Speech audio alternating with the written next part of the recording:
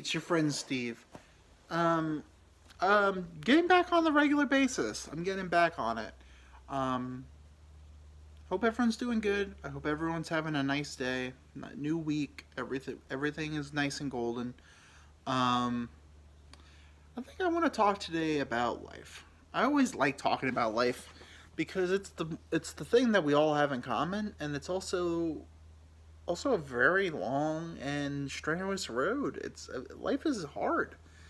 And I feel bad for saying life is hard because life really is a gift that we get, and we should treat every day like a new opportunity to have a better one. Um, but for my fellow depressed people, um, it's hard. It's hard. It really is. And it's not even like I've had a hard life. I mean, I've had like people that I love die. I've had setbacks in my life. I've had pain. I have struggle, but like compared to other people, like not even close. Not even close.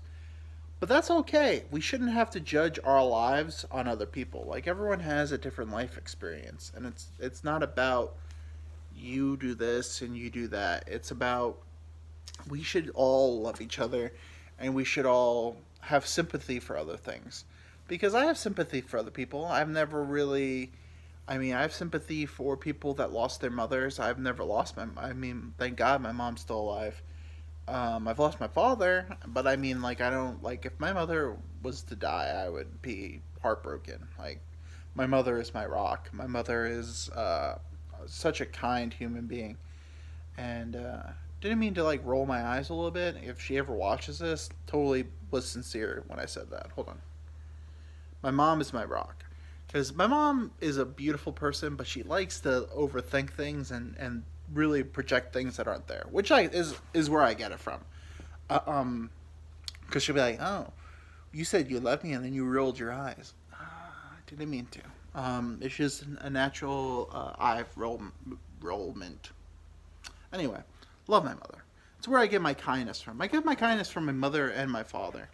But I never really noticed how neurotic my father was. Also, drink your water.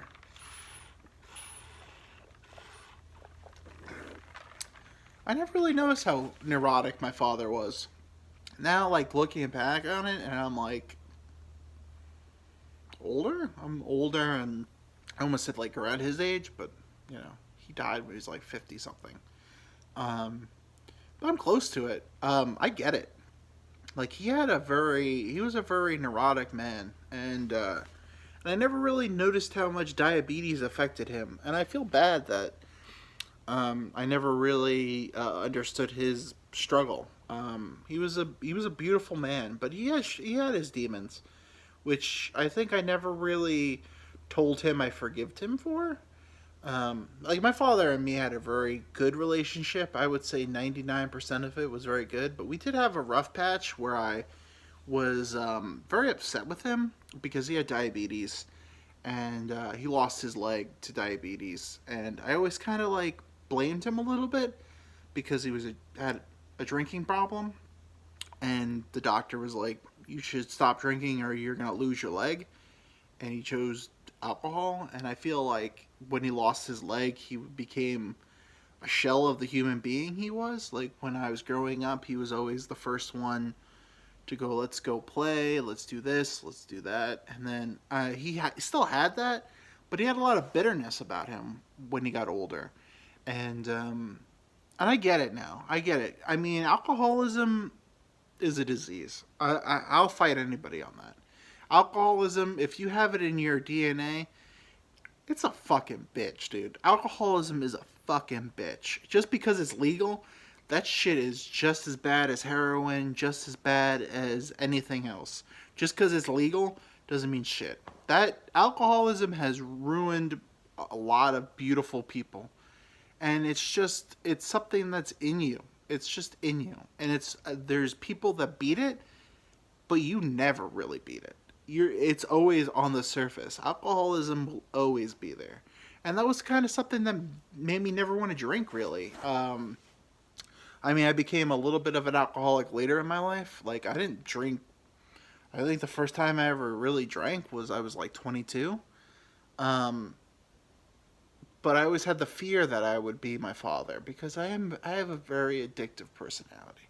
I'm very neurotic. I don't know what the word is.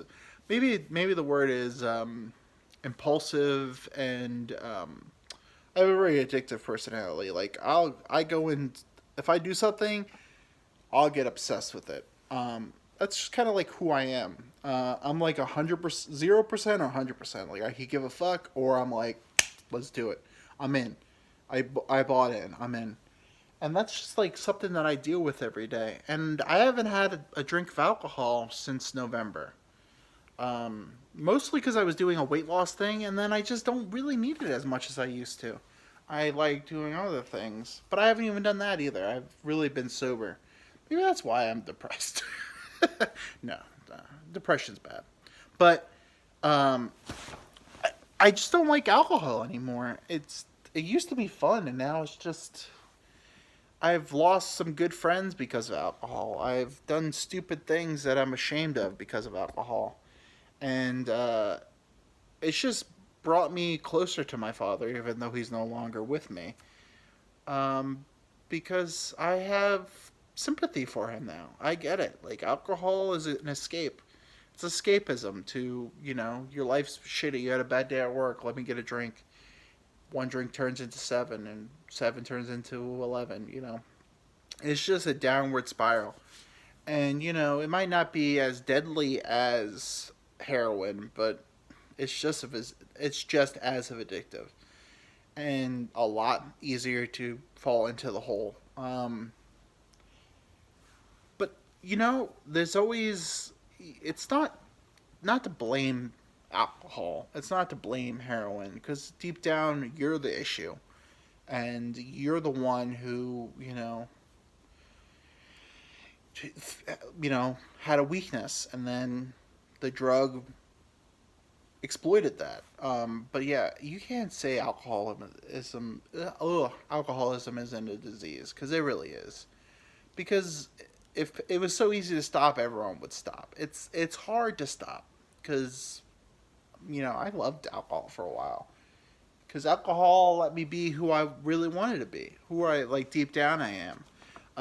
Like deep down, I'm a very outgoing, very loving, very get to speak my mind, which I am to a certain extent. But another part of me is just that scared little boy who didn't have any friends and really didn't know how to make friends. I feel like um, I became a character to make friends. Like like me, like my soul is very antisocial. I like to be in my room.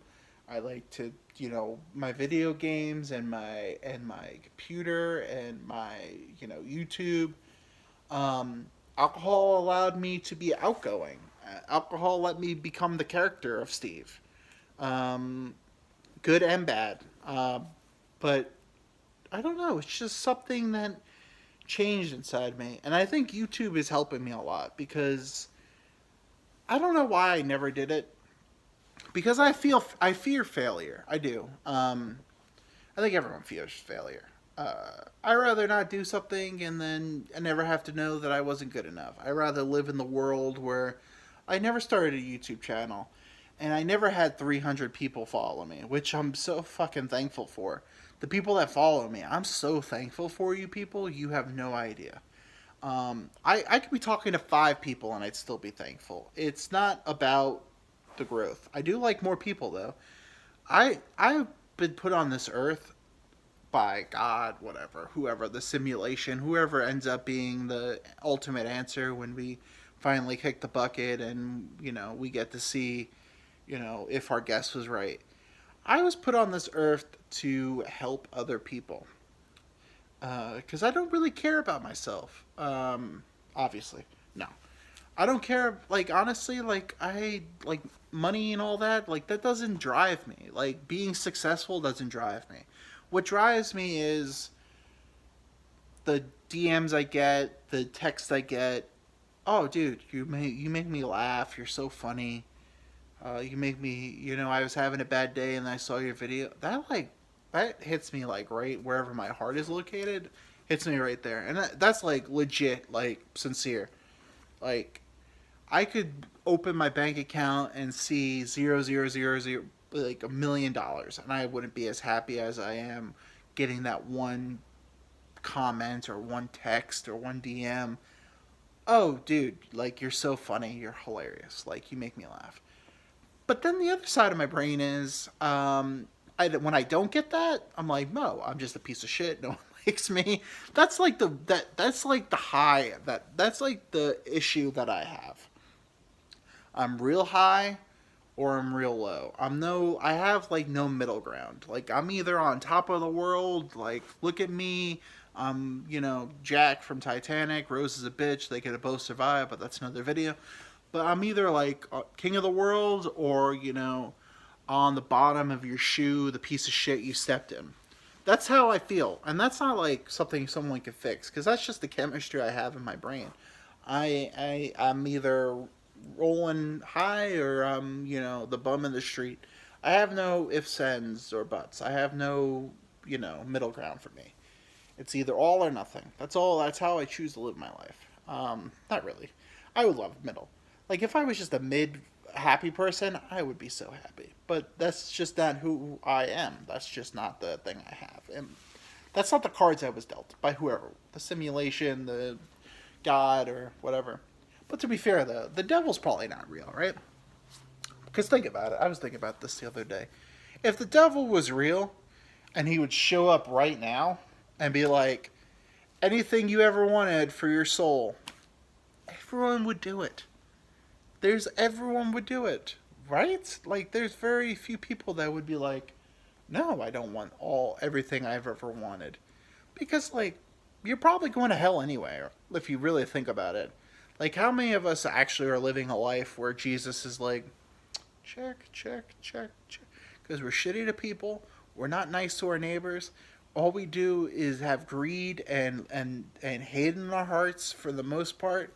Most of us are trolls on the internet, and we just put people down. We're not living a life that Jesus would be proud of. I mean, that includes me. I mean, I do a lot of things that Jesus probably should close his eyes for. I'm addicted to porn. I'm addicted to gambling. I'm addicted. I don't treat the people I love the best all the time. I try to do my best. Every day I wake up and try to be a better person than I was the day before. I'm human. I don't succeed all the time. I don't text my friends as much as I used to. I don't show the love that I have in my heart for everyone I love. I think I'm a good person. I don't think I'm the best person I could be. And I don't know how to fix that. I don't know how to do better. Because I feel like I'm doing good. I'm like 30% a great person. I could be better. But this is how we were built. We don't have the capacity we only use 10% of our brains. If we used all percent of our brains, we'd figure out this life is short and we should enjoy every moment of it. But I waste a lot of my life. I waste a lot of moments of my life that I shouldn't. And that's just, I don't know, in the grand scheme of things, where I fall on the Jesus scale. Because, I mean, honestly, that's all it comes down to is, God's up there judging us every day. And, to be fair, if God created us, everything we do that's good is on him, and everything that we do is bad is kind of on him, because he kind of gave us this freedom of, our brains to work. I mean, that's kind of on him. And to sentence us to forever be damned for, everyone's stolen something. Everyone's like, oh, that pencil, I never brought it back. Because, like, when you borrow something, do you really ever give it back for the most part? I mean, unless it's like, a lawnmower or something, like, they'll remember. But, like, you took something and you forget to give it back. That's technically stealing. And every little thing is on a giant chalkboard in heaven, and we're not going to make it there because we, in the third grade, borrowed a pencil from Betty Lou Jensen and never gave it back. And then we're fucked. We're in hell for the rest of our lives because we never gave a pencil back, or we never did this. We jaywalked. There's very few people on this earth in existence that ever led a life that was perfect.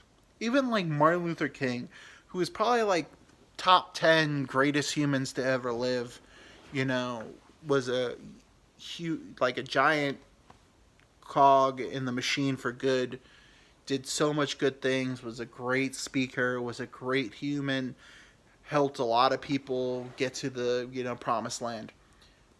Dude, was cheating on his wife all the time. Like, the dude had demons. The dude was a drinker. The dude had demons. We all have demons. That's the point. Like, no one's perfect. No one's perfect. And heaven is filled with all these people that never did anything bad. But then again, they say, like, if you go, that's what also about religion I just don't understand, is someone can do all this bad stuff, right? And then all we have to do is like, oh, sorry, Jesus, on Sundays. But then the people doing the worst things are the people in the church. That's why I don't like organized religion. Like, I could tell you, like, I do believe in a higher power. Now, do I think it's aliens or Jesus? I have no idea. Is Jesus an alien? Probably. In my idea, he probably is. But that's the one thing I just don't understand is how, all these pieces of shit are like associated with God and do all this horrible stuff to children and do all this horrible stuff, steal money, and are the greediest people. Like, the people building the biggest churches are, skimming some off the top and having the biggest houses on the block. Like, how is that, fill into Jesus's role? Like, Jesus was just a poor dude in sandals. And a loving dude in sandals. Jesus was a hippie. Let's be honest. Jesus was a total hippie, which is fine. If you're a hippie, I love hippies. I'm a very peaceful, loving human being for the most part. I have my little troll side. I do like to make jokes and do, mean things from time to time. Not like mean, like, but I like to, like, joke on people and make jokes and, like, goof on people. Not in a mean way, but I have that side of me. That it's like a 1% side. I'm like 1% skin milk, 99% good person, and then 1% asshole. But I mostly do it for humor, to make myself and other people laugh. But anyway, I digress. Which should be the name of this podcast. I digress. I just don't understand the whole, you can't do anything wrong. That's what hell is. Hell is all of us. Hell, that's where we're all going. We're all going to go to hell. If you read the Bible, I don't understand the possibility of us not going to hell, right? There's just too much shit that we've done to go there. I don't know why every episode now is just a real downer, and I do apologize because I'm not usually a downer. I'm usually a happy-go-lucky guy, but these things do cross my mind, and I'd like you guys to leave comments and, like, give me topics because I'd like to, like, riff on, like, positive things. I like to have a positive energy in the world, but you have to be a realist. You have to realize you could do better. You should be doing better every day. If you wake up every day and you don't think you can do better, you're a liar. Because we could all do better. But the next day we could do better than we did today. And you know what? If you have a bad day and you don't do the best you can do, there's always tomorrow. You can Ebenezer Scrooge this whole fucking life. Ebenezer Scrooge was a fucking cocksucker for like 80 years of his life, and then one day woke up and he's like, oh shit, I'm going to fucking hell. Let me be a better fucking person. And he fucking Scrooge McDuck that shit. He fucking nailed it. He woke up, gave, little Jimmy a fucking wheelchair or whatever he did, and bought a goose from a boy. I don't think you should buy goose from boys. I mean, that boy just accepted money to go buy a goose from a weird old man on Christmas Day. That boy should have been home with his family, not out buying gooses for random dudes. But anyway, I digress. The name of the podcast. Do better than you did yesterday. That's the goal. Let's do better than we did yesterday. And let's make the world laugh. Because these times fucking suck. And let's be better to each other. If you could take one thing from my podcast, be a better human being. Just be nicer to each other. And do that every day. And let the chips fall where they may. We're going to go somewhere. Let's fucking go somewhere together. Let's be positive. Positive energy into the world. I love you all. Thank you so much for listening. Even if it's 5 of you. I appreciate you guys so friggin' much. You don't even understand. And I don't think I said the thing I normally say at the end of every episode. I don't think I said it last week. So what I'm going to do is double down. You know what, Hitler? Fuck Hitler. Fuck Hitler. Fuck Hitler. Let's do an extra one. Fuck Hitler. Fuck Hitler. What a piece of shit that was. I love you guys. Till next week, stay good, stay blessed, like and subscribe, tell a friend, do better. I love you. I love you guys.